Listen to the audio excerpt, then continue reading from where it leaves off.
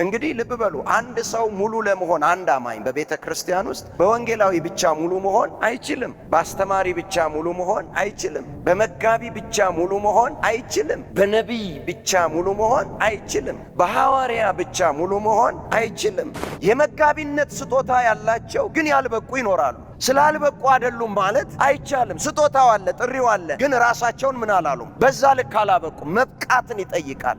ምን ያህል በአንተ ትምህርት፣ በአንቺ ትንቢት፣ በአንተ አገልግሎት፣ በእኛ አገልግሎት ሰዎች ምን ያህል ክርስቶስን እየመሰሉ መጥተዋል። ያ ይገልጠናል ምን መሆናችንን፣ እውነተኞች መሆናችንን። ማናቸው መጋቢዎቻችሁ፣ አስተማሪዎቻችሁ እነማን ናቸው ያልኳችሁ? እነማን ናቸው? እነሱ የሚታወቁት በማን ነው? በእናንተ ነው። እናንተ ማንን ትመስላላችሁ? ክርስቶስን ካስመሰሏችሁ እውነተኛ አስተማሪዎች ናቸው። አይመጣልህም እኮ ክርስቶስ የመጣበትን፣ ክርስቶስ ለእግዚአብሔር ልጆች ያለውን ዓላማ፣ አሁንም የልቡን ናፍቆት ከደረስክበት ስለ ቁሳቁስ ማውራት አይመጣልህም። ዕለት ዕለት ማን ነው እየተሳለባችሁ ያለ? እኔ ወደ ማን እየወሰድኳችሁ እንደሆነ ታውቃላችሁ? ለምንድን ነው የምትመጡት? ለምን ትሰበሰባላችሁ? ለምን ውድ ጊዜያችሁን መስዋዕት አድርጋችሁ ቁጭ ብላችሁ የምትሰሙኝ ለምንድን ነው? ከክርስቶስ ጋር አገናኝቻችኋል።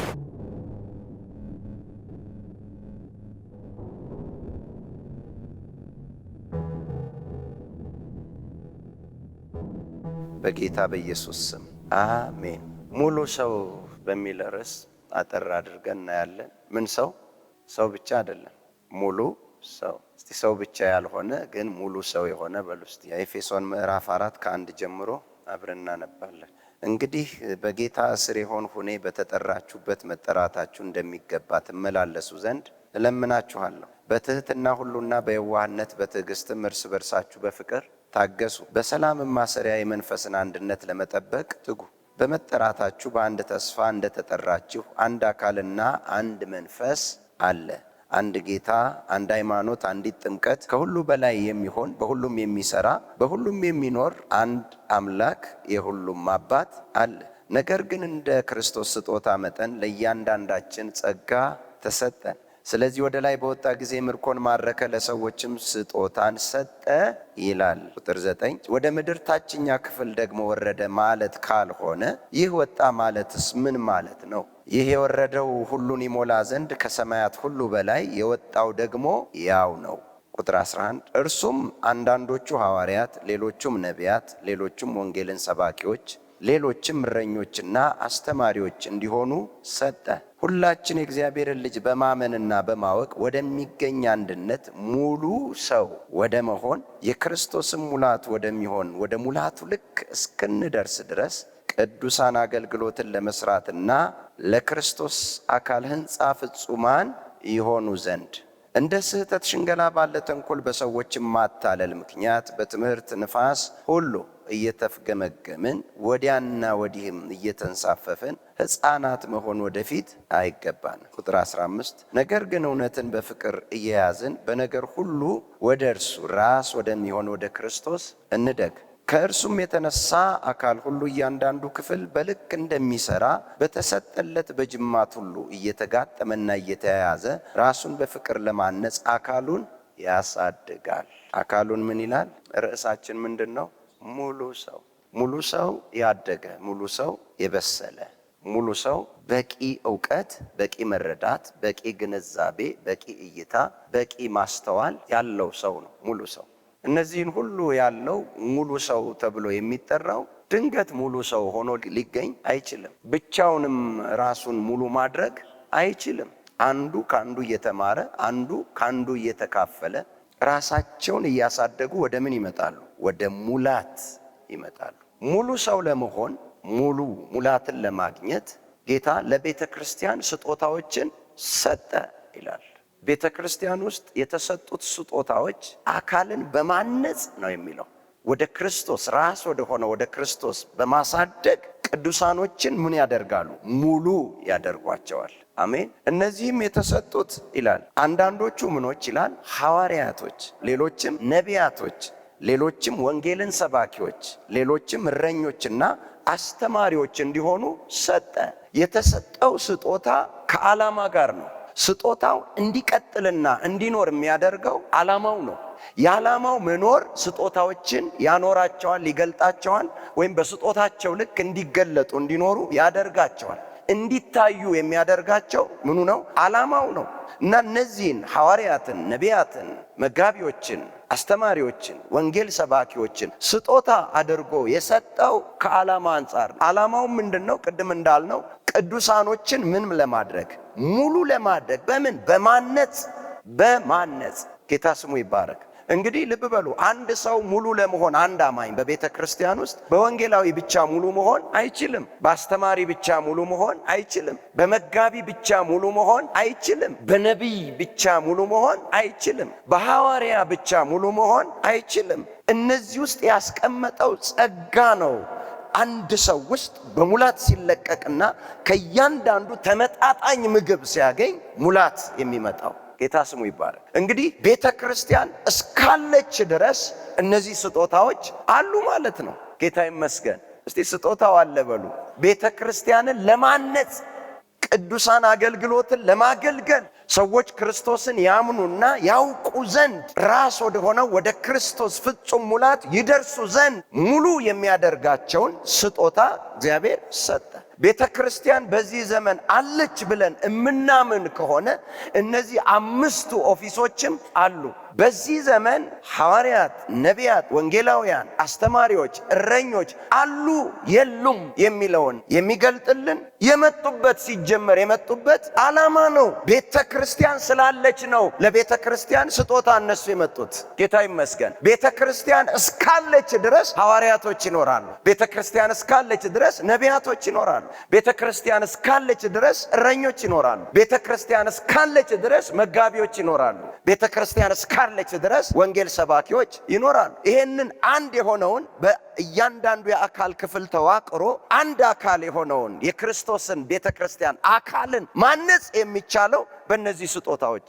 አሜን አትሉ? እስቲ ሐዋርያቶች በዚህ ዘመን አሉ በሉ። ነቢያቶች አሉ በሉ። እረኞች አሉ በሉ። ወንጌል ሰባኪዎች አሉ በሉ። አስተማሪዎች አሉ በሉ። ማስላለች ቤተ ክርስቲያን ስላለችና ማደግ ስላለ ወደ ፍጹም ሙላት ልክ መድረስ ስለሚጠበቅ ማንም በራሱ ወደዛ ሊደርስ አይችልም። እነማን ናቸው ሐዋርያቶች? አሁን አሉን ወይ ብንል መመርመር ይፈልጋል። አሜን። ነቢያቶች አሉ ወይ? መመርመር ይፈልጋል። መጋቢዎች አሉ ወይ? መመርመር ይፈልጋል። ወንጌል ሰባኪዎች አሉን ወይ? መመርመር ይፈልጋል። አስተማሪዎች አሉን ወይ? መመርመር ይፈልጋል። ለምን? እውነተኞችም ሐሰተኞችም ስላሉ። ብዙን ጊዜ ሐሰተኞች እኮ ያሉት እውነተኞች ስላሉ ነው። ኦሪጂናሉ በሌለበት ኮፒው ሊኖር አይችልም። ምንን አይቶ ማንን ለመምሰል እንደማን ለመሆን? ሐሰተኛ እረኞች እንዳሉ፣ ሐሰተኛ ነቢያት እንዳሉ፣ ሐሰተኛ ሐዋርያት እንዳሉ፣ ሐሰተኛ ወንጌል ሰባኪዎች እንዳሉ፣ ሐሰተኛ አስተማሪዎች እንዳሉ ሁሉ እውነተኞችም አሉ። እስቲ አሉ በሉ። ይሄ ጥሪ ልብ በሉ፣ የበሰሉ ሰዎችን አይደለም የጠራው ጌታ። በደንብ ስሙ። ጥሪው ጳውሎስ እንዳለው ገላትያ ምዕራፍ 1 ላይ በእናቴ ማህፀን ሳለሁ የለየኝ ነው ያለው፣ የጠራኝ ነው ያለው። ጥሪው ምንም በማይታወቅበት ሊሆን ይችላል። ራስን ማብቃት ግን ያስፈልጋል። አሜን። የመጋቢነት ስጦታ ያላቸው ግን ያልበቁ ይኖራሉ። ስላልበቁ አይደሉም ማለት አይቻልም። ስጦታው አለ፣ ጥሪው አለ፣ ግን ራሳቸውን ምን አላሉም፣ በዛ ልክ አላበቁም። መብቃትን ይጠይቃል። ለዚህ ነው የቀደሙት የሚያስፈልጉት ምን ለማድረግ? ለማብቃት። ከእናቴ ማህፀን ጀምሮ ምን ያለኝ ነው ያለው፣ የጠራኝ የለየኝ። ሳያውቀው ጳውሎስ እኮ በነ ገማልያል እግር ስር ራሱን ምን ብሏል? አስተምሯል። በሐዋርያቶች መካከል ራሱ ልዩነት አለ እኮ። ጴጥሮስ ራሱ እኮ ለጳውሎስ መሰከረለት። መልእክቶች ለመረዳት አስቸጋሪዎች ናቸው፣ ቢሆንም ግን በተሰጠው ጥበብ ጽፎታልና ተቀበሉት አለ። አያችሁ፣ አንዳቸው ከአንዳቸው ምን አለ? መበላለጥ አለ። ምንድነው ያበላለጣቸው? ጥሪው ነው? ኖ፣ ራሳቸውን ያበቁበት አበቃቅ ነው። ራሳቸውን ያበቁበት፣ በዛ በጥሪያቸው ያሰለጠኑበት፣ ያ የተሰጣቸውን የውስጥ ጸጋ ደርሰውበት፣ ጥሪያቸውን አውቅተው፣ ራሳቸውን አለማምደው አሰልጥነው፣ ጊዜ ሰጥተው፣ ሕይወታቸውን እዛ ላይ አፍስሰው በገለጡት ልክ ነው የሚገለጡት። ዛሬም ያልበቁ ግን ነቢያቶች ይኖራሉ። ጥሪው የእውነት ያላቸው ግን ራሳቸውን ምን ያላሉ? ያላበቁ። መብቃት ይፈልጋል። ማደግ ይፈልጋል፣ መብሰል ይፈልጋል፣ ጊዜ መስጠትን ይፈልጋል፣ ትኩረት መስጠትን ይፈልጋል፣ ነፍስን በአጠቃላይ እዛ ላይ ኢንቨስት ማድረግን ይፈልጋል። እስቲ ሐዋርያቶች መካከል ስንቶቹ ናቸው ደምቀው እስከ መጨረሻ ስማቸው የተነሳ ያሉ? ጥቂቶች ናቸው። ግን ሐዋርያቶች ነበሩ እኮ የሉም እንዴ? አሉ። ምንድነው እነ ጳውሎስን ለየት አድርጎ ያወጣቸው? ብቃታቸው ነው። ራሳቸውን ባበቁት ልክ ነው የታወቁት። ባበቁ ልክ ነው። ራስን ማብቃት ያስፈልጋል። ራስን ማሳደግ ያስፈልጋል። ራስን ለዛ ነገር መለየት ያስፈልጋል። ስራ አድርጎ ራስን እዛ ውስጥ አስገብቶ በራስ ላይ መስራትን ይጠይቃል። አሜን። አለ በዚህም ዘመን አሁን አሉ ትንንሽ ወጣት ልጆች ውስጥ የነብይነት ዝንባሌ ስጦታ ያላቸው ሰዎች አሉ። ግን ማደግ ይፈልጋል። የሐዋርያነት ጥሪ ያላቸው አሉ። ነፍሳቸው የምታውቅ የሚታይባቸው ምልክት ያለባቸው ሰዎች በመንፈስ የምታውቁት የምትረዱት። ግን ምንን ይፈልጋል? ማደግን ይፈልጋል፣ መብቃትን ይፈልጋል። ጳውሎስ በዛ ልክ ለመገለጥ ራሱ ላይ የወሰደውን ጊዜ አንብባችኋል። ስንት ዓመት ነው በዛ መልክ ሳይገለጥ ራሱን ደብቆ ያስተማረው? ግቡና አንብቡ። አብቅቶ ነው የወጣው። ጥሪው ግን በማህፀን ሳለ ነው። የሰማችሁ ነው። በዚህም ዘመን ቤተ ክርስቲያን እስካለች ድረስ እነዚህ ቅዱሳንን ወደ ፍጹም ክርስቶስ ሙላት ልክ ራስ ወደ ሆነው ማሳደግ የሚችል ጥሪ ስጦታ አለ። አንዳንድ ጊዜ እንደዚህ ይባላል፣ ሐዋርያቶች የቀደሙት ናቸው አሁን የለም ይባላል። እንደሱ ከሆነ ጳውሎስንም መዘዝ አድርጋችሁ አውጡት። ከነሱ ጋር አልነበረም ጳውሎስ? ነበር እንዴ? አልነበረም። ጌታ ሲመርጣቸው ነበር እንዴ ጳውሎስ? አልነበረም። በተገለጠልኝ ጊዜ እኮ አለ አይደል እንዴ? ከእኔ ቀድመው ወደ ነበሩት ሐዋርያቶች አልሄድኩም አለ። ይሄን የማስተምራችሁንም ከማንም ሐዋርያት ምን አላልኩም እኔ ከራሱ ከክርስቶስ ተቀብየዋለሁ አለ። አያችሁ፣ ከነ ጴጥሮስ ጋር ቁጭ አድርጎ አላስተማረውም። ከነ ዮሐንስ ጋር ቁጭ አድርጎ አላስተማረውም። በዛ ሐዋርያቶች በተባሉት መካከል የለም፣ ቀጥሎ የመጣ ነው። እሱ ጋር ብቻ ደግሞ አላቆመም። ምን አለ ራሱ ጳውሎስ? ሮሜ ምዕራፍ 1 ሐዋርያ ሊሆን የተጠራ ሐዋርያ ሊሆን የተጠራ። እባካችሁ ምን ሊሆን የተጠራ? ምኑ ነው የቀደመው? ጥሪው። ራስን በማሳደግ ነው መብቃት በዛ ልክ የሚመጣው። ነገርኳችሁ እኮ ቅድም። በእናቴ ማህፀን ሳለሁ ነው የጠራኝ የለየኝ አለ። ማሳደግ ግን የራሱ ድርሻ ነው። ቁጭ ብለ ጊዜ ወስደ መጽሐፍ ቅዱስን ማንበብ ማጥናት ያንተ ድርሻ ነው። ባነበብክ፣ በጸለይክ፣ በጾምክ ልክ ራስን ምን ትላለህ? ታሳድጋለህ። ብዙ ሰዎች ብዙ ጥሪዎች አሏቸው። ግን ምን ያላለ ነው? ያላደገ ያልበቃ።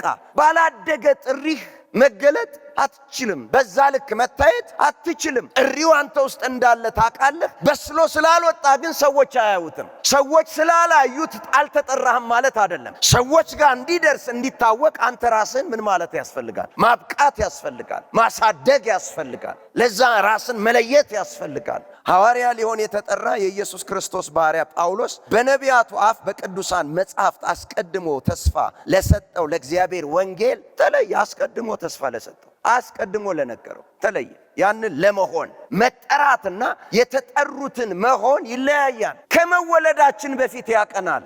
ፕሮግራም ይዞ ነው እግዚአብሔር ወደዚህ ምድር ያመጣን እንጂ ድንገት አንድ ቀን ይሄ ሐዋርያ ቢሆን ጥሩ ነው ያዋጣል ያለ ይመስላችኋል እንዴ? አይደለም። እቺ ነብይ ብትሆን ጥሩ ነው ያዋጣል ብሎ ድንገት ይመስላችኋል? አይደለም። ለዛ ነው የፈጠራት፣ ለዛ ነው የጠራው፣ ለዛ ነው የመረጣቸው። ግን በዛ ልክ ራሳቸውን ምን ማለት ያስፈልጋል? ማብቃት ማሳደግ ያስፈልጋል። አሜን። ይህም ወንጌል በሥጋ ከዳዊት ዘር ስለተወለደ እንደ ቅድስና መንፈስ ግን ከሙታን መነሳት የተነሳ በኃይል እግዚአብሔር ልጅ ሆኖ ስለተገለጠ ስለ ልጁ ነው።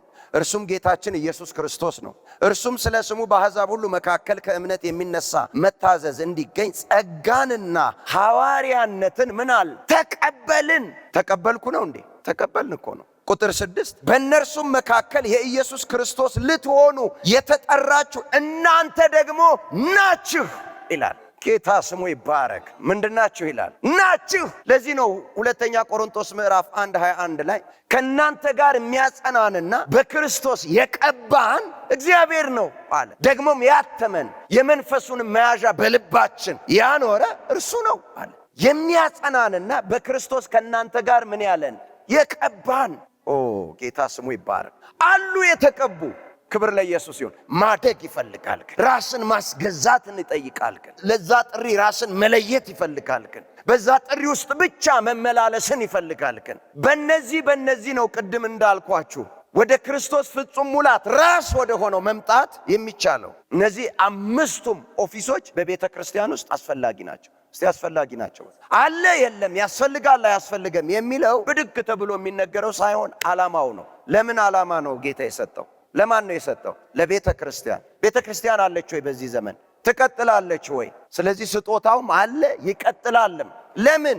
ቅዱሳኖች ስላሉ ወደ ክርስቶስ ፍጹም ሙላት ልክ እንዲደርሱ ነቢዩም ያስፈልጋል፣ ሐዋርያውም ያስፈልጋል፣ መጋቢውም ያስፈልጋል፣ አስተማሪውም ያስፈልጋል፣ ወንጌል ሰባኪውም ያስፈልጋል። ታውቁታላችሁ ጥሪያችሁን። መጠራት አንድ ነገር ነው፣ ለዛ ተለይቶ መኖር ሌላ ነገር ነው። ለተለዩበት ነገር ደግሞ ራስን ማብቃት እና በዛ ልክ ማኖር ሌላ ጉዳይ ነው። ብዙ ሰዎች አሉ። ጌታ ስሙ ይባረክ። አሜን። ሁለተኛ ቆሮንቶስ ምዕራፍ 11ን ስታነቡት እንዲህ ይላል 13 ላይ ነገር ግን በዛ በሚመኩበት እንደኛ ሆነው ሊገኙ ምክንያትን ከሚፈልጉቱ ምክንያትን ቆርጥ ዘንድ አሁን የማደርገውን ከዚህ ወዲህ ደግሞ አደርጋለሁ ይልና ቁጥር 13 ላይ 12ን ያነበብኩላችሁ። እንደነዚህ ያሉ ሰዎች የክርስቶስን ሐዋርያት እንዲመስሉ ራሳቸውን ምን እያሉ እየለወጡ የክርስቶስን ሐዋርያት እንዲመስሉ ማለት ሐዋርያቶች አሉ፣ እነሱን ለመምሰል ነው። እነዚህ ደግሞ ራሳቸውን ምን የሚሉት የሚለውጡት ነው እኮ የሚለው ስላሉ ያ እነዛን ለመምሰል ነው። በዚህም ዘመን ሐዋርያቶች ነቢያቶች አሉ። እግዚአብሔር የቀባቸውን በውስጣቸው የተቀመጠውን ጥሪ አሳድገው አብቅተውት ወደ መገለጥ መጥቶ አሁን በጠቀሰልን ልክ ቅዱሳንን ማብቃት ሲጀምሩ አሁንም ቤተ ክርስቲያን ዕውቅና መስጠት ትችላለች። ሰው አይደለም ሐዋርያን ሐዋርያ የሚለው፣ ነብይን ነብይ የሚለው፣ መጋቢን መጋቢ የሚለው፣ ወንጌላዊን ወንጌላዊ የሚለው ሰው አይደለም። ጠሪው ማን ነው? እግዚአብሔር ነው። ሰው ግን ያ በስሎ በተገለጠና በተለየ ቁጥር ምን ይለዋል? ዕውቅና ይሰጠዋል። ቤተ ክርስቲያን ዕውቅና ትሰጣለች። አይደለህም ነህም ለማለት ጠሪው ሲጠራ ነበርክ ወይ?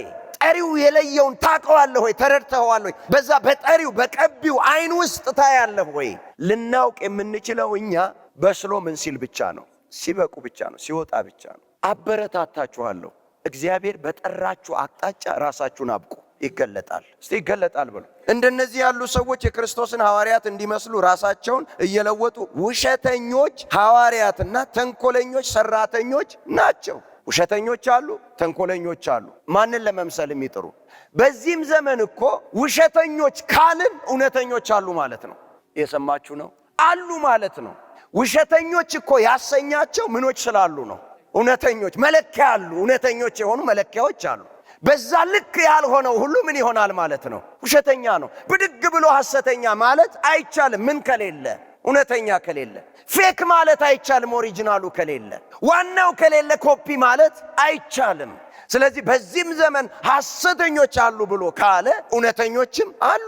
መመርመርን ይፈልጋል፣ ማየትን ይፈልጋል፣ ማስተዋልን ይፈልጋል፣ መረዳትን ይፈልጋል፣ ከመንፈስ ቅዱስ ምስክርነትን ማግኘት ይፈልጋል። ይህም ድንቅ አይደለም አለ። ሰይጣን ራሱ የብርሃንን መልአክ እንዲመስል ራሱን ምን ይላልና? ይለውጣልና። የብርሃን መልአክ ስላለ እኮ ነው ሰይጣንም እሱን ለመምሰል ራሱን ምን የሚለውጠው። ልክ እሱ እንደዛ የሚለውጥ ከሆነ ይህም ድንቅ አይደለም አለ።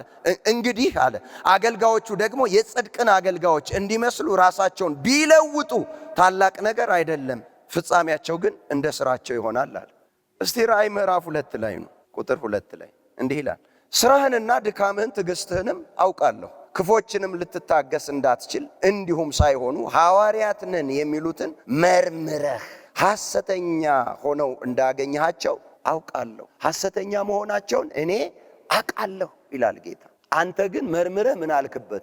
ደረስክባቸው። ደርሳ መርምረህ ገምተህ አይደለም፣ መርምረህ። እንዴት ነው የሚመረመረው? በምንድን ነው የሚመረመረው? መንፈሳዊውን ነገር ከመንፈሳዊው ነገር ጋር አስተያይተን በመንፈስ መርምረን መንፈስ የሚያስተምረንን እንዲሁ ምን እንላለን አለ እንናገራለን አለ። መንፈሳዊውን ነገር በመንፈሳዊ ነገር መርምረን ነው። መንፈሳዊ ነው ጥሪ፣ አገልግሎት መንፈሳዊ ነው፣ ቅባት መንፈሳዊ ነው። ያንን መርምሮ ለማግኘት የመንፈሳዊ ልቀት መኖር መቻል አለበት። በልጠ መገኘት መቻል አለበት። ተሽለ መገኘት መቻል አለበት። የመለየት ደረጃ አቅም ውስጥ መግባት መቻል አለብህ። አሜን በሉ ባካችሁ። ጌታ ስሙ ይባረክ። አንድን መንገድ እኮ ለሰው መምራት የምትችለው ቀድማ አንተ ስታቅ ብቻ ነው። የት ሊወስድ እንደሚችል መድረሻው ድረስ ባለው ክፍተት ምን እንዳለ ምልክት ሁሉ ልትነገር የምትችል ጠንቅቀህ ስታውቀው ነው። በዚህ ዘመን ያስፈልጉናል ብቻ ሳይሆን አሉ እውነተኞችም። መርምራችሁ ድረሱ። ጌታ ስሙ ይባረክ።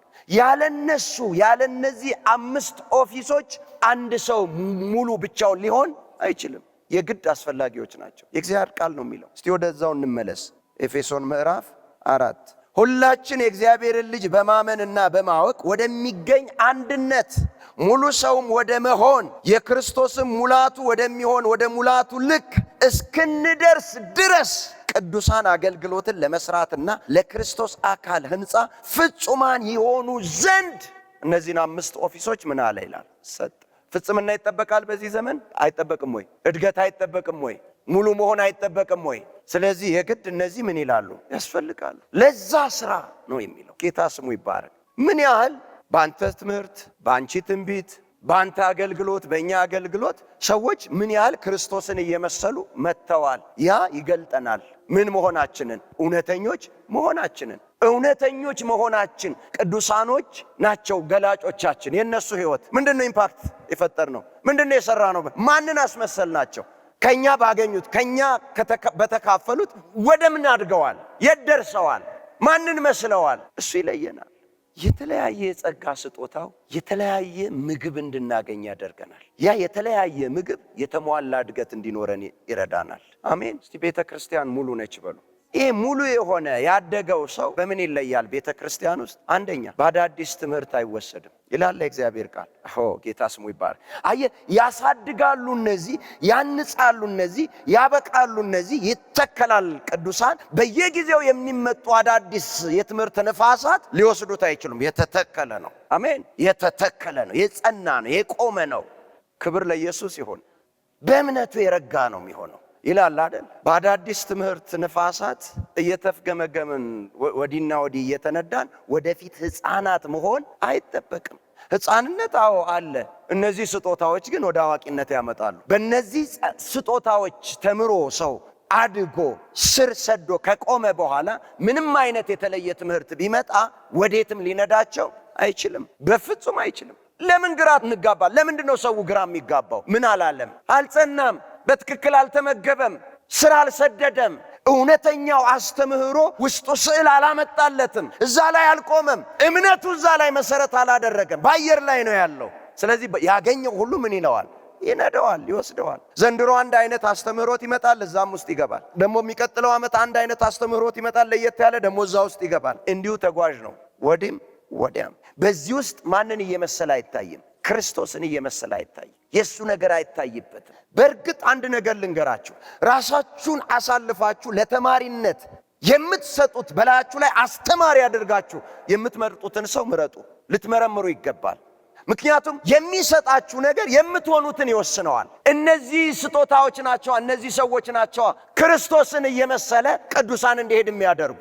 ሌላውን አይነት የሚመግብ ደግሞ ሌላውን የሚመስል ሆኖ ይወጣል። ለዚህ ነው አስቀድመን መርምረን ልናውቅ ይገባል። በእነዚህ አገልግሎት፣ በእነሱ አገልግሎት ማንን ነው እየመሰልኩ የመጣሁት?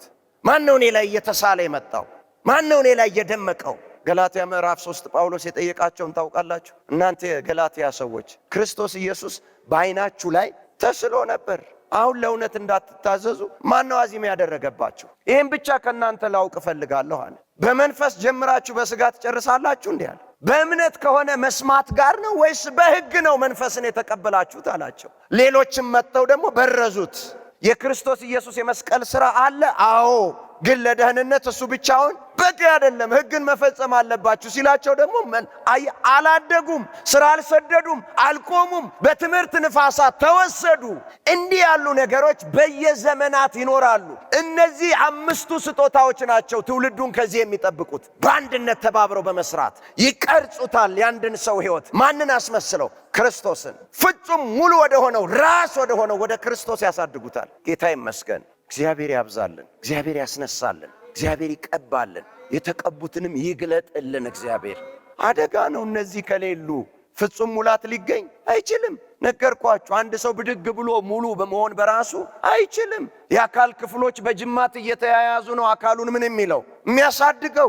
ማደግ ይጠበቃል፣ ግን አሳዳጊ ይፈልጋል። ፍጽምና ይጠበቃል፣ ግን አሳዳጊ አስተማሪ የሚያንጽህ ይፈልጋል። እስቲ ዝም ብላችሁ ተመልከቱ። የህይወታችሁ መስመር ወዴት ነው? ዝንባሌያችሁ ክርስቶስ ነው? ዝንባሌያችሁ ምድራዊ ነገር ላይ ነው ያለ? ፍላጎታችሁ፣ መነሳሳታችሁ፣ ምኞታችሁ፣ የውስጥ ረሃባችሁ ክርስቶስ ነው ወይስ ምድራዊው ነገር ላይ? ይሄ የተመገባችሁትና የፍላጎት ለውጥ በእናንተ ላይ ማምጣት ባለመቻሉ ምክንያት ነው እንደዚህ የሚሆነው። ዓለማዊነት ካለ እንደ ምድራዊ ሰው ማሰብ ከተጀመረ የሚኖረው ለምድራዊ ነገሮች ብቻ እንደሆነ ከታመነ በአንድ ሰው ህይወት ውስጥ ወሳኝ የሚባሉት ምድራዊ ነገሮች ብቻ እንደሆኑ የሰውን ዝንባሌ ወደዛ ከወሰደው ያስተምህሮት ችግር አለ። አንድ ትክክለኛ ትምህርት ላለመማር ምክንያት ይሆናል። ሁለት የተሳሳተ ትምህርት በመማር እነዚህ ስጦታዎች ቅዱሳን ማንን እንዲመስሉ ያደርጋል? ክርስቶስን ራስ ወደ ሆነው ወደ እርሱ ምን እንዲሉ እንዲያድጉ ተያይዘው በአንድነት በአንድ አካል። ጌታ ስሙ ይባረክ። አሜን። ሁለተኛ ይሄ ያደገ ሰው እውነትን በፍቅር ይናገራል። ራስን መግዛት ታዩበታላችሁ፣ ማስተዋልን ታዩበታላችሁ። ሰው ተኮር ነው የሚሆነው። ይራራል ለሰው፣ ያዝናል ለሰው። የሰው ሞራል የሰው ስብዕና አይመታም፣ ዲስካሬጅ አያደርግም። ያልተስተካከለ ነገር ካለ በፍቅር ያቀናል። አሜን። ቅድም ለዚህ ነው ማናቸው መጋቢዎቻችሁ አስተማሪዎቻችሁ እነማን ናቸው ያልኳችሁ። እነማን ናቸው? እነሱ የሚታወቁት በማን ነው? በእናንተ ነው። እናንተ ማንን ትመስላላችሁ? ክርስቶስን ካስመሰሏችሁ እውነተኛ አስተማሪዎች ናቸው፣ እውነተኛ እረኞች ናቸው፣ እውነተኛ ነቢያት ናቸው፣ እውነተኛ ሐዋርያት ናቸው። እየሰማችሁኝ ነው? ማንን ካስመሰሏችሁ? ኢየሱስን። ወደ እሱ ካስጠጓችሁ፣ ለእሱ ያላችሁን ረሃብ ከጨመሩባችሁ። ፍቅር የሌለበት እውነት ፍርድም ይሆናል። ፍቅር የሌለበት እውነት ትችትም ይሆናል፣ ብቻ ይሆናል፣ ነቀፌታም ይሆናል። እያስታመመ እያባበለ ወደ ስፍራው አይከትም፣ ይሰብራል። ስለዚህ ያደጉ ሰዎች ምልክታቸው እውነትን በምን የሚገልጹ ናቸው? በፍቅር። እውነትን በፍቅር የሚገልጹ ሰዎች በአገልጋዮች መካከል ልዩነትን አያሰፉም፣ ጋፕ አይፈጥሩም። የሚያጠቡ ናቸው፣ የሚያቀራርቡ ናቸው፣ የሚያስማሙ ናቸው፣ የሚያጣብቁ ናቸው። አሜን። የክርስቶስ ኢየሱስ አካል አንድ መሆኗን የሚያሳይ ነው። የሥራ ድርሻ ልዩነት እንጂ በልጅነት አንድ መሆናችንን የሚያሳየን ነው። ፍቅር አይገፋም፣ ፍቅር አይለያይም፣ ፍቅር አያጣላም። አሜን። አንዳንድ ጊዜ የመጽሐፍ ቅዱስን ትርጉም ወይም ጌታ ኢየሱስ ከሞት ሲነሳ ሙሴ በሕግ በመዝሙራት በነቢያት የተነገረውን የተጻፈውን ሁሉ ምን አለላቸው ይላል? ተረጎመላቸው ይላል መጽሐፍ ቅዱስ ላይ። ሉቃስ 24 ላይ ምን አለላቸው? ተረጎመላቸው ይላል። ለምሳሌ በብዙ ዘንድ ያልተተረጎመ በጥቂቱ መረዳቱ ይኖራል። ያልተተረጎመ አንድ እውነት ልንገራችሁ። ኤፌሶን ምዕራፍ 5 ላይ ከ23 ጀምሮ እስከ 31 ያለውን ስታነቡት ክርስቶስና ቤተ ክርስቲያንን በባልና በሚስት ይመስላል፣ ወይም ባልና ሚስትን በክርስቶስና በቤተ ክርስቲያን ይመስላል። እና አንድ የጋብቻ መርህ እዛ ጋር አስቀመጠ። ባል ሚስቱን ይውደድ፣ ሚስትም ለባሏ ትገዛ ይላል። ለአንዳንዱ መረዳቱ እግዚአብሔር ለወንድ ምን ሰጠው ነው የሚለው? ስልጣን። ለሴት ደግሞ ምን ተገዥነትን ሰጣት ነው የሚለው ለአንዳንዱ። መጽሐፍ ቅዱስን ልብ ብላችሁ ስታነቡት ግን ከሁለቱም ውጪ ነው። ለሷም ለሱም የሰጠው ምንድን ነው? ትእዛዝ ነው፣ መመሪያ ነው፣ መርህ ነው የሰጣቸው። ሁለቱም የእግዚአብሔር መልክና ምሳሌ እኮ ናቸው። እግዚአብሔር ፍቅር ነው። የእግዚአብሔርን ፍቅር ባል ሚስትን በመውደድ ማንን ያሳያል? ክርስቶስን፣ እግዚአብሔርን ያሳያታል። ሴትን ደግሞ የምትመች የምትረዳ ነው አይደል ያለው? እግዚአብሔር የሚመችና የሚረዳ ነው። ያንን መልክ ደግሞ እሷ ለማ ታሳያለች? ለባሏ ታሳያለች። የቱ ጋር ነው ስልጣን ያለው? ለሁለቱም ድርሻ ነው የሰጠው። የእግዚአብሔር ቃል በደንብ ካልተገለጠልንና እግዚአብሔር ሊያደርግ ባለው ሐሳቡ ልክ ማየት፣ ማስተዋል፣ መረዳት ካልቻል ችግር ይፈጠራል። ለምሳሌ በፊት ከቸርች እንኳን የቀሩ የተባረሩ ሰዎች ይኖራሉ። ሴቶች የወንድ ሱሪ ለብሰው ሰምታችኋል። ሴት የወንድ ልብስ አትልበስ ተብሎ ተጽፏል ተብሎ ትርጉሙ ተስቶ ነው። እዛው ላይ ይላል እኮ ሱሪን ለወንድ ማን አደረገው? የሳይዝ ልዩነት እንጂ ሁለቱም ነው ሱሪ የሚታጠቀው። አጫጭር ሱሪ ሁሉም አለ። የሰማችሁኝ ነው። እሱ የሚያወራው ስለምንድን ነው? በነበረው የጊዜው ሕግና ስርዓት መርህ ወንድ ከወንድ የወለቀውን ልብስ ሴት ስትለብስ ድንገት ከወንድ የወጣ ፈሳሽ ካለና ከነካት ምን ይላታል ነው? ያረክሳታል። በቃ ይሄንን ነው አስቀሩ ያለው። እኛ ጋር ደግሞ በድፍኑ መጣና እንደው እግዚአብሔር ረዳን። አሁን እኮ ትንሽ አድገናል አይደል? ግን ይቀረናል። ጌታ ስሙ ይባረክ። አይደለም ጉባኤ ላይ መድረክም ላይ ሱሪ የቆመ ነው። ምኑ ሲመጣ ማለት ነው? መረዳቱ። ልክ እንዲሁ ጌታ ኢየሱስ ያስተማረን መንፈስ ቅዱስ የገለጠልንን የሰጠንን ነገር በውሉ ካልተረዳ ነው ራሳችን ውስጥ ባለ እንተረጉመውና እውነት ነው ብለን እናወጣዋለን። እንደሱ ሊሆን አይችልም። ከኛ ውስጥ እየወጣን የክርስቶስን እውነት ልናገኝ ይገባል። አሜን። አንድ ጊዜ ነግሬያችኋለሁ። ልጃችን ልጅ ሆና ከእናቷ ጋር ስጋ ሊገዙ ሄዱ። ስጋ ቤት ቆመው እናት የሚቆረጠውን ታያለች፣ ልጅ ደግሞ ሌላ ነገር ታያለች። እና አልገባትም። ብታየው አልገባትም። ከዛ እማ ሹራብ አጥቦ ነው እንዴ እዛ ጋር ያሰጣው ብላ ትጠይቃታለች። እናት ደግሞ ታያለች፣ ሹራብ የለም። ይህ ምን ሹራብ እኮ አይታይም። ያውልሽ ያው የቱ ያ አሁን እንደዚህ የተሰጠው እሱ እኮ ሹራብ አይደለም ጨጓራ ነው አለቻት። አታውቅማ፣ እሷ ልጅ ነች። የሰማችሁ ነው። ያየችውን የተረጎመችው በራሷ ውስጥ ባለ ነው። የሰማችሁ ነው። የዛን ማንነት በትክክል ለማወቅ ከራሷ ትርጉም ወጣ የምታውቀውን የእናቷን ዕውቀት መቀበል ግድ ነው። ያለበለዛ ሁሌ ጨጓራ ለሷ ምንድነው? ሹራብ ነው። የሚማር ማንነት ሊኖረን ይገባል። ለዚህ ነው ያስተምራቸው ዘንድ መልካሙን መንፈስ ቅዱሱን መንፈስ ምን አልካ ሰጣቸው።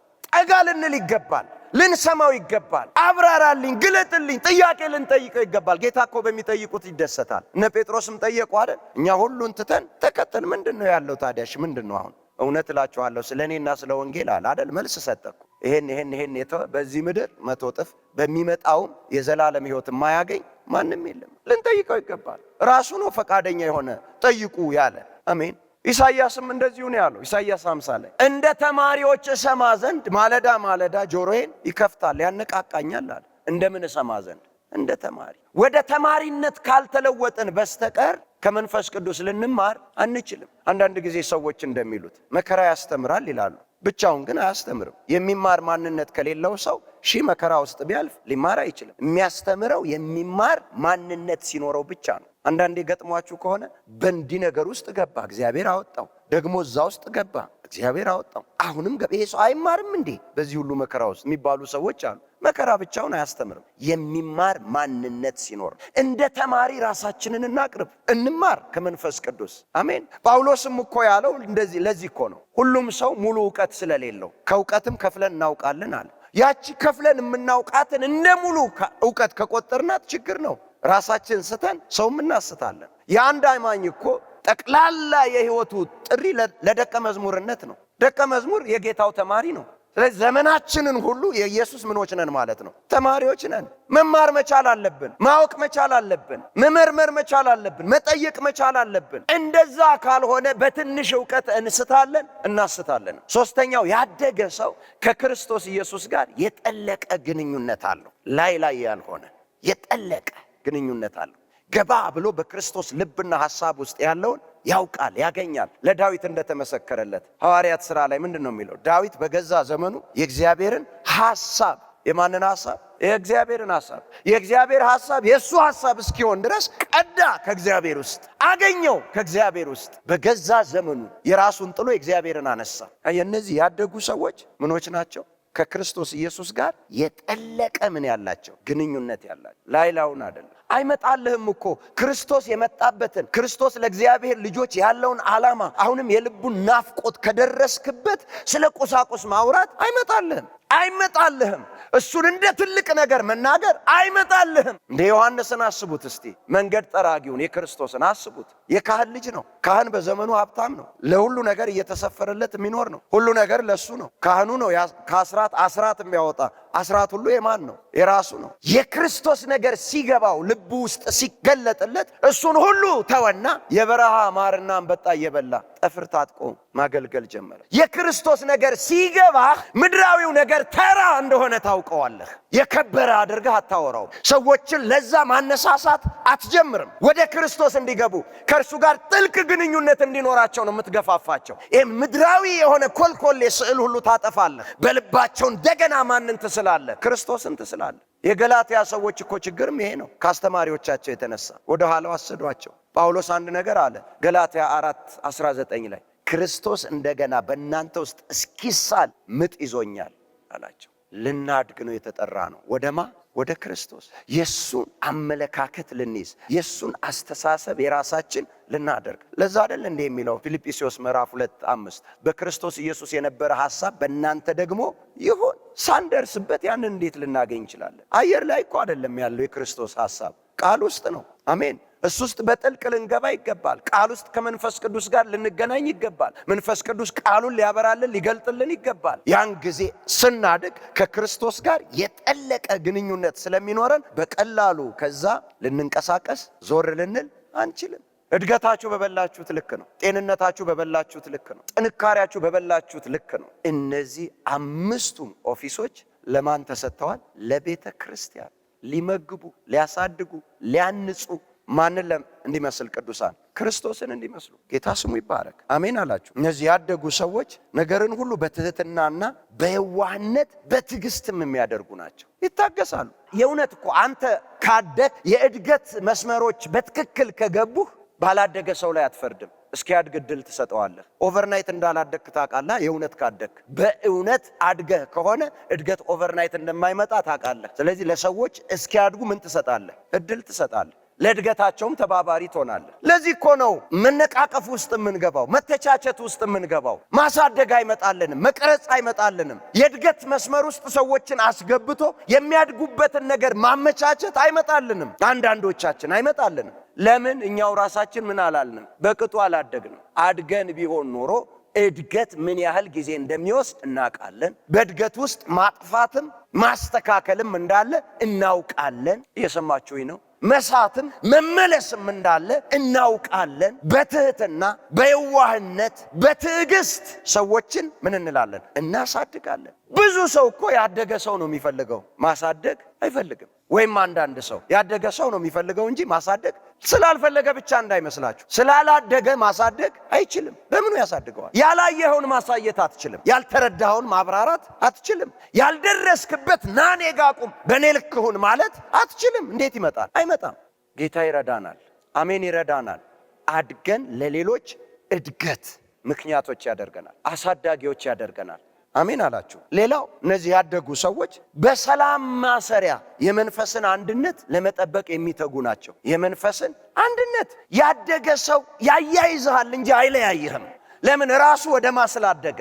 ወደ ክርስቶስ ስላደገ።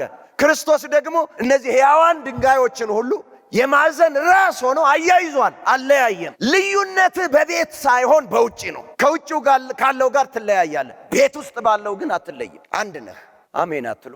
አያያዘን ራስ የሆነው እሱ አያያዘን። አንተም ራስ ወደ ሆነው ወደ እሱ ስትመጣ የአካል ክፍሎችን ምን ታደርጋለህ? ታያይዛለህ፣ ታስተሳስራለህ። ልዩነት አትፈጥርም፣ ግሩፕ አትፈጥርም። እነዚህን ሁሉ የሚያስቀሩ እነዛ የተሰጡ ምኖች ናቸው? ስጦታዎች። ያስተምራሉ። ትምህርት ይቀርጻል። ኢንፎርሜሽን ብቻ አይደለም ትምህርት፣ መረጃ ብቻ አይደለም የምታገኘው። መማር፣ እውቀት ማግኘት፣ መሰልጠን፣ መለማመድ፣ በተነገረህ ልክ መብቃት ነው። አስተማሪዎች ያበቃሉ። አሜን። ምን ያህል ነው ትምህርቶቻችን ሰሚዎቻችንን የሚያበቃ የሚያንጽ? ማንን ለመምሰል? ክርስቶስን። የስንቶቻችን አገልግሎት ነው ሲደመጥ የክርስቶስ ስዕል በውስጥ በሰው ውስጥ መሳል የሚጀምረው? ለክርስቶስ ቅርብ የሚያደርግ ለሱ ኮንሸስ የሚያደርገን። ለክርስቶስ ያለህን ፍላጎት ካላነሳሳ የምታገኘው ትምህርት ክርስቶስን ሊያስመስልህ አይችልም። አስቀድሞ የክርስቶስን ስዕል ውስጥ ካላስቀመጠውና ካላየኸው ያንን እየመሰልክ ለመሄድ አትጥርም። ለዚህ ነው ያደጉ የቀደሙ እነዚህ የተጠሩ ሰዎች የሚያስፈልጉን፣ ራሳቸውን ያበቁ ሰዎች የሚያስፈልጉን። ከየትኛውም ጊዜ ይልቅ በዚህ ዘመን እነዚህ ሁሉ ያስፈልጉናል። አሜን አላችሁ? ያስፈልጋል በሉ። ጌታ ኢየሱስ እኮ ገና የመጀመሪያው አገልግሎቱ ጌታ ኢየሱስ በሰዎች ውስጥ የፍላጎት ለውጥ ማምጣት ነው። እስቲ የፍላጎት ለውጥ ማምጣት ነው በሉ። አስቀድማችሁ የእግዚአብሔርን ጽድቅና መንግስቱን ምን በሉ? ፈልጉ አለ። በቃ ፍላጎታችሁ እሱ ይሁን። በቃ የፍላጎት ለውጥ ከምድራዊ ነገር አይንህ ተነስቶ ፍላጎት፣ ዝንባሌ፣ መነሳሳት ተነስቶ ወደ እግዚአብሔር ጽድቅና መንግስት። ያን ጊዜ ሁሉም ምን ይልልሃል አለ? ይጨመርልሃል። ወደዛ የሚያስጉዝህ መጀመሪያ ያ ሰው፣ ያንን የሚስልብህ መጀመሪያ ያ ሰው አስተሳሰቡ፣ አመለካከቱ፣ ፍላጎቱ ሁሉ የእግዚአብሔር ጽድቅና መንግስት ሲሆን የሚያስተምርህ ሰው እኮ ይስልብሃል፣ ህይወትህ ላይ ይጽፍብሃል እኮ ነፍስህ ላይ። ጌታ ኢየሱስ ደስ የሚለኝን ነገር ተናግሯል። በጣም ነው የምወደው። ተማሪው ፈጽሞ የተማረ ከሆነ እንደ መምህሩ መሆን ይበቃዋል። በቃ ይደርሳል። አሜን በሉ ባካችሁ። አስተማሪ ውስጥ ያለው ዕውቀት፣ ሐሳብ፣ ፍላጎት፣ ዝንባሌ በሙሉ እዛ ውስጥ ይገለበጣል። በምድራዊውም ነገር ተመልከቱ። አንድ የሐኪም ባለሙያ ገና ወደ ትምህርት ቤት ሲገባ እዛ የሕክምና ዓለም ውስጥ በትምህርት ይግባ እንጂ ሐኪም ነው እንዴ? አይደለም። ሐኪሙ ማን ነው? አስተማሪው ነው። ፈጽሞ ከተማረና የሱን ከተቀበለ በኋላ ሲወጣ ማንን ነው የሚሆነው? ሐኪሙን ነው የሚሆነው፣ አስተማሪውን ነው የሚሆነው። ያበቃል አልኩ ማስተማር። አሜን በልባክህ። ስለዚህ ያስፈልገናል፣ የሚያበቃ ትምህርት ያስፈልገናል፣ የሚያበቃ አገልግሎት ያስፈልገናል። ለዚህ ነው እነዚህን ኦፊሶች እግዚአብሔር የሰጠው፣ ጌታ የሰጠው። እነዚህን እምቢ አልክ ማለት መብቃትን እምቢ ያልክ ነው። አስፈላጊነታቸው አልገባንም። ለምን እንደመጡ እግዚአብሔር ለምን ዓላማ እንደሰጠ አላወቅንም። ጌታ ስሙ ይባረክ። ዕለት ዕለት ማንን እየመሰልን ነው የምንሄደው? ከአምናው ዘንድሮ ማንን ነው የምትመስሉት? ከትናንቱ ይልቅ ዛሬ ፍላጎታችሁ ምንድን ነው? ውስጣችሁ ያለው ምንድን ነው?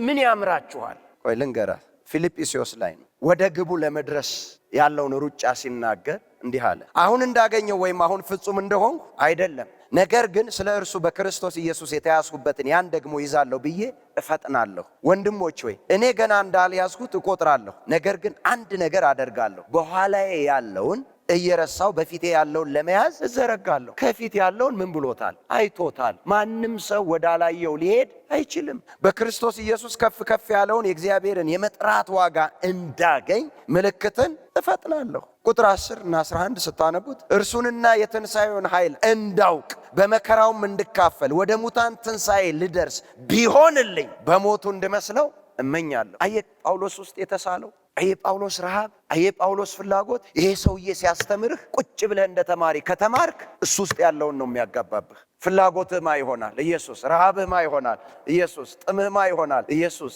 ራስህን ከሌሎች ሰዎች ጋር እያነጻጸርክ ሌሎች ሰዎች የሚሆኑትን ለመሆን ስትጥር አትገኝም። አንድ ትልቅ ስዕል ክርስቶስን ከፊትህ ታስቀምጣለህ። ትናንትናህን ከዛሬ ጋር እያነጻጸርክ ያንን ለመምሰል ትተጋለህ። ማነጻጸር ያለብህ ራስህን ከራስህ ጋር ነው። አሜን። ትናንትናህን ከዛሬ ጋር እያስተያየህ ማንን ነው የምትመስለው? ወይም ከፊትህ ያስቀመጥከው ግብ ማን ነው? ምንድን ነው? ሰዎችን አይተህ የምትከተል ከሆነ ሰዎች የደረሱበት ትደርሳለህ። ክርስቶስን እያሳዩህ ደግሞ ከተከተልካቸው ወደ ክርስቶስ ፍጹም ልክ ትደርሳለህ። አሜን። ለዚህ ነው ቅድም የሚያስተምሯችሁን ልብ ብላችሁ ይሁ። ምንድነው ዝንባሌያቸው? ምንድነው እየሳሉባችሁ ያለው? ለምንድነው እያነሳሷችሁ ያለው? ምን ተጭሯል ውስጣችሁ? ከአንድ የቸርች ፕሮግራም በኋላ ከነርሱ ጋር ስትለያዩ ምንድነው እናንተ ታቅፋችሁ ወደ ቤታችሁ የምትሄዱትና እናንተ ውስጥ የሚጮኸው የሚገላበጠው ምንድነው? ይሄን ልታውቁ ይገባል። ይሄን ልንለይ ይገባል። ምክርም ማስጠንቀቂያም ነው ዛሬ። ጌታ ይመስገን። አሜን አላችሁ። ነገር ግን አለ 7 ለእኔ ረብ የነበረውን ሁሉ ስለ ክርስቶስ እንደ ጉዳት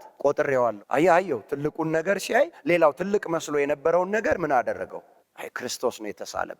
ለዚህ እኮ ነው ቢሆንልኝ፣ በመከራው ብቻ አይደለም በሞቱ እንድመስለው እፈልጋለሁ። እሱ እንደሞተ የእሱን አሟሟት ቢሆንልኝ ግን አይቻልም። የዛን ያህል ግን ይፈልገዋል። የዛን ያህል ግን ተስሎበታል። በእውነት ከሁሉ ይልቅ ስለሚበልጥ ስለ ክርስቶስ ኢየሱስ ስለ ጌታዬ ዕውቀት ነገር ሁሉ ጉዳት እንዲሆን እቆጥራለሁ። ስለ እርሱ ሁሉን ተጎዳሁ፣ ክርስቶስንም አገኝ ዘንድ። በክርስቶስም በማመን ያለውን ጽድቅ ማለት በእምነት ከእግዚአብሔር ዘንድ ያለውን ጽድቅ እንጂ ከሕግ ለእኔ ያለውን ጽድቅ ሳይሆንልኝ በእርሱ እገኝ ዘንድ ሁሉን እንደ ግዱፍ ቆጥራለሁ። ጳውሎስ ውስጥ የተሳለው ማን ነው? ኢየሱስ። እሱ እዛ ጋር ስለደረሰ ቆላስያስ 1 ላይ እንዲህ አለ፣ ፍጹም የሆነውን በክርስቶስ ኢየሱስ ለእግዚአብሔር እናቀርብ ዘንድ ምን እንላለን? እንጋደላለን። ምን የሆነውን ለማቅረብ? ፍጹም የሆነውን ለማቅረብ እንጋደላለን። አይታክትም። ለምን? ስዕሉ አለ። ተስፋ አይቆርጥም። ለምን? ስዕሉ አለ። ደግሞ ይቻላል ይላል። ጸጋ አለ የሚረዳ። ጌታ ስሙ ይባረክ። እሱ ደርሶበት ስላየው እዛ ጋር የሚደርሱበትን መንገድ ስለሚያውቀው ሳይታክት። ለዚህ አይደለም እንዴ ሌትና ቀን ይላቸዋል እኮ አንዳንድ ቦታዎች 2 ዓመት ተኩል 3 ዓመት ተኩል በእንባ አስተማርኳችሁ ይላል። ሌትና ቀን በእምነታቸው የጎደለ ለመሙላት ይላቸዋል። ለእናንተ እንጸልያለን። ይሄንን በዛ ልክ ራሱን ክርስቶስና ራሱን ሲያስተያይ ወደ ፍጹም ወደ ሆነ ወደ ክርስቶስ ሙላት ልክ እንደደረሰ ስለሚያውቅ እኔ ክርስቶስን እንደምመስል እናንተ ደግሞ ማንን ምሰሉ አለ። በምንድን ነው ሊመስሉት የሚችሉት? ትምህርቱን፣ ኑሮውን ሲከተሉ ነው። ህይወቱን ሲከተሉ ነው። እምነቱን ሲከተሉ ነው። አቆጣጠሩን፣ አመለካከቱን ሲከተሉ ነው። ዝንባሌውን፣ የውስጡን ረሃብ ሲከተሉ ነው። የነሱን ነው ለቤተ ክርስቲያን ሰጠ የሚለው። ወደ ክርስቶስ ፍጹም ሙላት ልክ ምን እንድንል እንድናድግ። ዕለት ዕለት ማን ነው እየተሳለባችሁ ያለው? እኔ ወደ ማን እየወሰድኳችሁ እንደሆነ ታውቃላችሁ? ለምንድን ነው የምትመጡት? ለምን ትሰበሰባላችሁ? ለምን ውድ ጊዜያችሁን መስዋዕት አድርጋችሁ ቁጭ ብላችሁ የምትሰሙኝ ለምንድን ነው? ከክርስቶስ ጋር አገናኝቻችኋል፣ አሳይቻችኋለሁ። ያ ልጁ በብዙ ወንድሞች መካከል በኩር ይሆን ዘንድ አስቀድሞ የመረጣቸውን የልጁን መልክ እንዲመስሉ የሚለውን ወደዛ ራሳችሁን እያያችሁ ነው፣ እየተጠጋችሁ ነው። አይታችኋል። ያለዛ እኮ አላስፈልጋችሁ፣ አልጠቅማችሁ። ዕለት ዕለት ማንን እንድትመስሉ ካላደረግኩ ክርስቶስን። የሕይወታችሁ ግብ፣ የሕይወታችሁ ዓላማ በቃ ይዘዋለሁ የምትሉት በዚህ ምድር ላይ ክርስቶስን መምሰል እንዲሆን ስዕል ካልሰጠኋችሁ አልጠቅማችሁ፣ እያሳትኳችሁ ነው። በቃ እንዲህ ልንሆን ይገባል። አንድ ጊዜ አንድ እህት መጣች፣ ቢሮ አንኳኳች፣ ገባች። አዲስ ነች። ለእኔ ቀጠሮ ነበረን አልኩ፣ ምናልባት ዘንግቼ እንዳይሆን ብዬ። አይ የለንም። እና ለምን መጣሽ? እዚህ ቸርች አባል ልሆን ብዬ። መተሽ ታውቂያለሽ? አይ አላውቅም። እና እንዴት መጣሽ? ቸርችስ መኖሩን በምን አወቅሽ? እዛ ጋር ታፔላ ጽሑፍ አይቼ አለችና ቸርች የምትቀይርበትን ምክንያቷን ነገረችኝ። እሱን አልነግራችሁ፣ ዋናው ነገር የሱ ስላልሆነ። መተሽ አልተካፈልሽ፣ ትምህርት አልሰማሽ፣ አላመለክሽ። ኢየሱስ ይኑር አይኑር ታውቂያለሽ? አንቺ ማንን ነው ቆይ የምትፈልጊው? ቸርች ነው ኢየሱስን ነው? የእውነት ነው የምላችሁ በእግዚአብሔር ፊት ማንን ነው የምትፈልጊው አልኳት። ለእኔ እኮ ችግር የለም ወረቀት ላይ ስምሽን ማገናኘት፣ ግን ከክርስቶስ ጋር ተገናኝተሻል ወይ? ደነገጠች። እንዲህ ይጠየቃል ወይ ብላ። ፎርም አልሰጥሽም አልኳት። መተሽ ተካፈይ። ኢየሱስን ካገኘሽው፣ እሱን ካየሽው ትቀጥያለሽ፣ ካላየሽ እዚች ድርሽ አትበይ። ምን ታረጊያለሽ? ከዛ ስትመጣ ሮብ ትመጣለች፣ እሁድ ትመጣለች፣ አዳር አትቀርም። 6 ወር ቆየች ቁጭ ብላ። አንድ ቀን ቢሮ ገባሁና ከፕሮግራም በኋላ አናገርኳትና ለሷ ምን ስጧት? ፎርም ስጧት። ጠይቂያት ነው። ማንን አየሽ አልኳት። ክርስቶስን፣ መንፈስ ቅዱስን አየሁ። ጌታ ስሙ ይባረክ። አሜን። ከዛ ኳየር ሁሉ ሆነች። አሁን ውጪ ነው ያለችው። ጌታ ስሙ ይባረክ። ምንድነው የምንስልባችሁ? ምንድነው የምንቀባው ውስጣችሁ? በየቀኑ የምንስለው ስዕል ከለሩ የማን ነው? መልኩ የማን ነው? ቴስቱ የማን ነው? እዚህ ጋር እኮ ያስቀመጠው ለእናንተ ስጦታ አድርጎ እኛን የሰጠው ማንን እንድትመስሉ ነው? ክርስቶስን አለቀ። እንድትፈወሱ መሰላችሁ እንዴ? ኖ፣ እሱን የሰራው ማን ነው? ክርስቶስ ነው። ሰርቶታል። ፈውስ በማንም እጅ የለም፣ ማንም እጅ የለም ፈውስ።